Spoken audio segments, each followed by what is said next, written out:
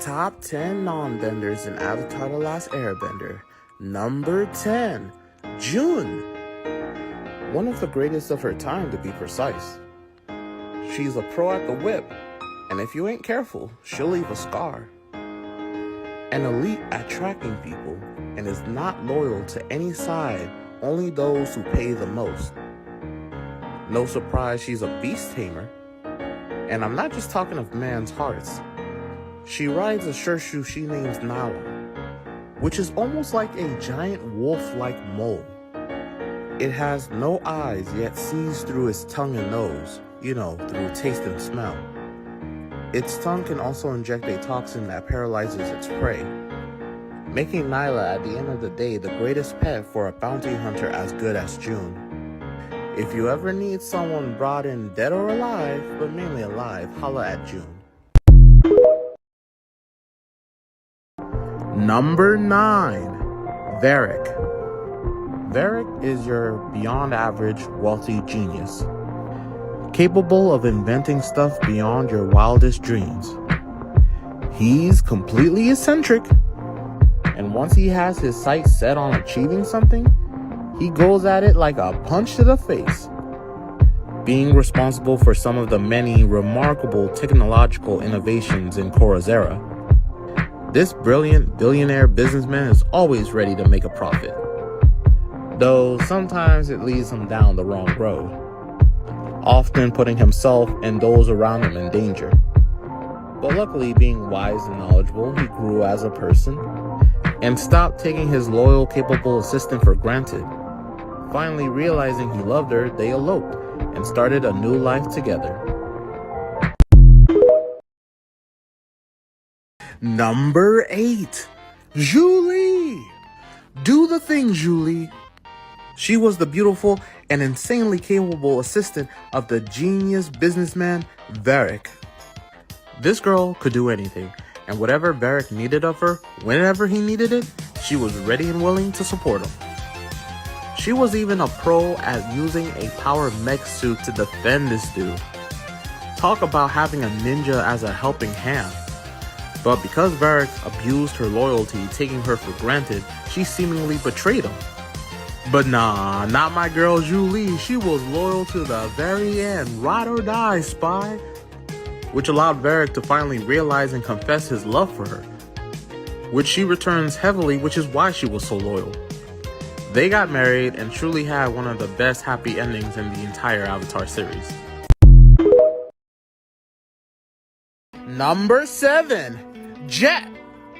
Jet is a dual swords wielding freedom fighter who knows how to lay down the riz.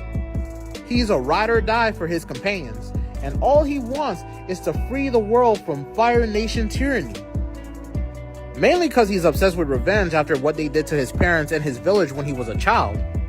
So if you get in the way of that vengeance, don't be surprised when he starts swinging his blades at you. But it is a really bad characteristic for this really cool, capable swordsman. Even when he tried to throw his anger and hatred aside, it dragged him back in. The man's been scarred for life, betrayed, beaten, hypnotized, and even seemingly killed. But regardless of what his fate truly was at the end of the day, Jet will always be in the top 10 non-benders.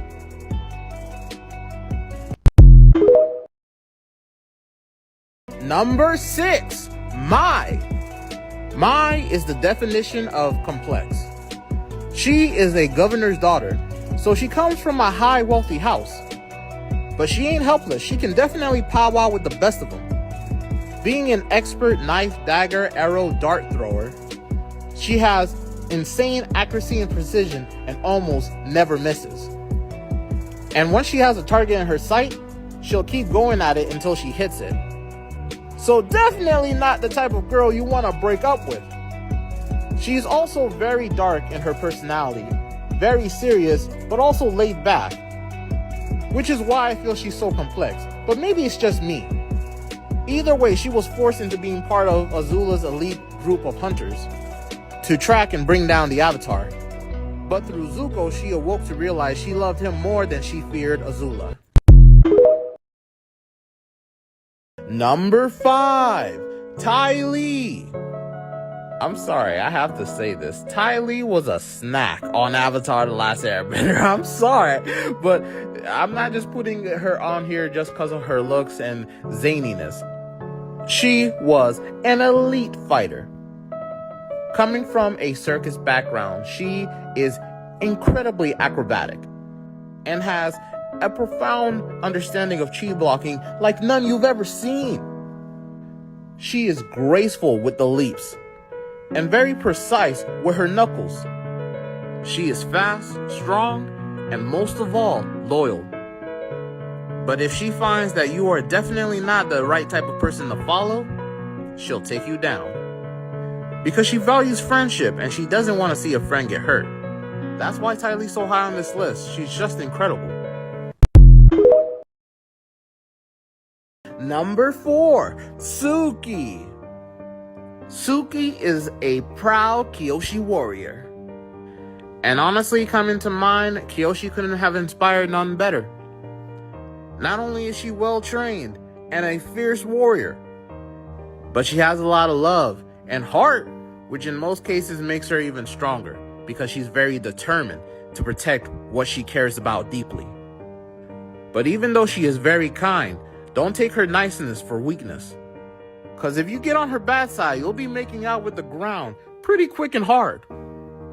And it was just this ability to switch from such a nice person to such a fierce warrior is what made her not just an amazing ally, but later an awesome, iconic member of Team Avatar. Sokka, you really won the lottery with this one. Suki just can't be beat.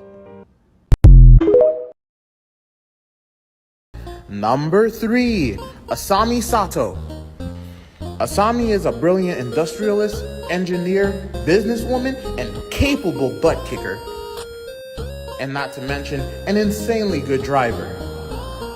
Plus, yes, the good stuff don't end with her. She comes from a wealthy household, so her pockets are packed with money. Did I mention she's an insanely good fighter? Oh, I did? Well, let me say it again because she is insanely good at fighting. Able to not just keep up with, but beat down equalists. Making her not just a remarkable ally to have, but a most valued member of Korra's Team Avatar. Even when her own father's hatred betrayed her, and then, through his love, sacrificed his own life to save her, she never stopped helping, never stopped supporting Korra. Number 2, Master Piondo. Master Piondo is an amazing strategist, as well as an exceptional blacksmith and grand swordsmaster. This man lives by the sword, dies by the sword, and has a great eye for talent. Seeing the high potential in Sokka, he decides to take him on as an apprentice, training him so that he may become the great warrior that he sees in him. And thanks to his teachings, Sokka not only becomes a great swordsman, but a greater warrior than he already was. And it only makes sense that this secret member of the Order of the White Lotus would be this wise. He might have lived within Fire Nation borders, but just like with Uncle Iroh, he disagreed with their methods of trying to bring their own form of balance to this world, and was more than willing to not just help his apprentice, but Team Avatar bring an end to the war. Number 1, Sokka. Now, before any of y'all say it, yes, this ain't biasy. Sokka to me has proven to be the best non-bender. Why? Because other than Zuko, he has shown to have the greatest character growth in all of Avatar. Starting out as someone you would never even trust in war for being too goofy, inexperienced, or weak.